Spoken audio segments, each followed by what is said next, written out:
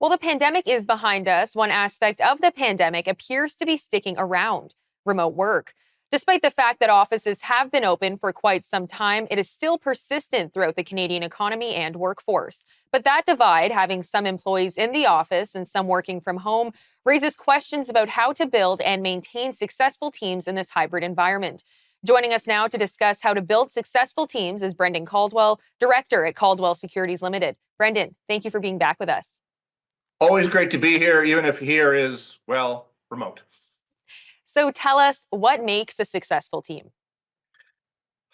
I think trust is paramount, and anything as a team member, a team leader, one can do to build trust is very important.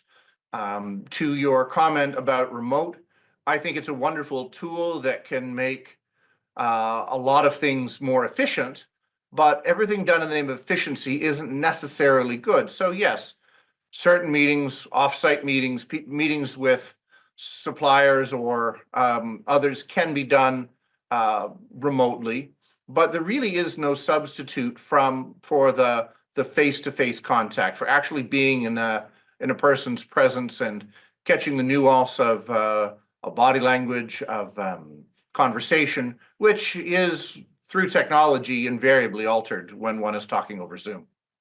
Now, unfortunately, conflict is always going to be a thing because everyone has different personalities and different senses of humor and things like that. But how do you handle conflict within a team?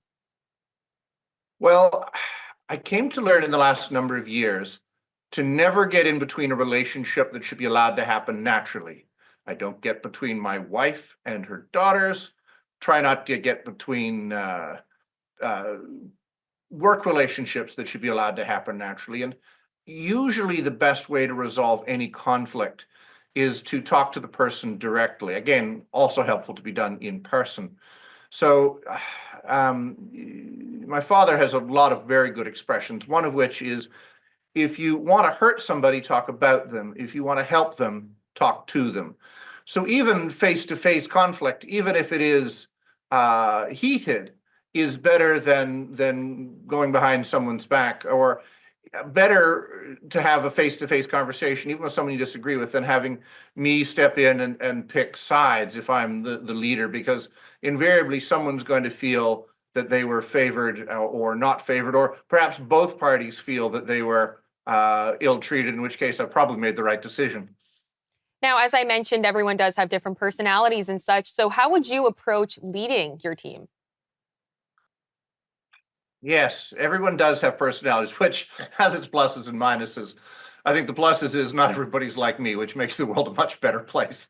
But the everyone has different motivations. I have tried over the last number of years to make a point of having one-on-one conversations with the people that work with us, in much the same way as I would in speaking to my clients, that there really isn't to understand what their hopes and dreams and expectations are, what motivates them, what's important to them is, and how they're doing on that journey. If it is all about work, then the idea that you care about them as a person isn't really communicated. So again, what I said at the beginning was building trust is paramount.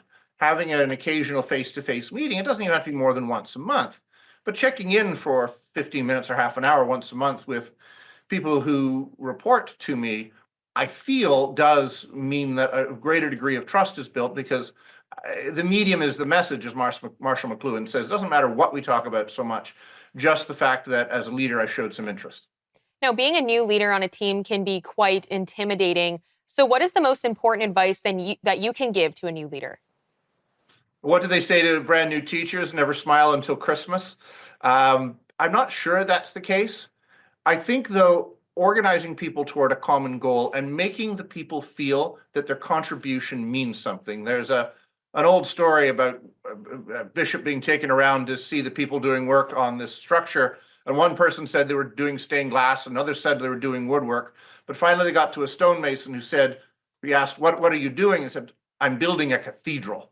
So it's not about the specific task, which is important, but how that specific task fits into something big. So if you can inspire people that in fact you are building a cathedral, that they're part of something bigger, a bigger adventure than just themselves, that will do wonders to create engagement. If they can see that there is a benefit to this world in their work going beyond what they're getting paid, that will do an awful lot to build trust, teamwork, collaboration, and not to put too fine a point on it, inspiration.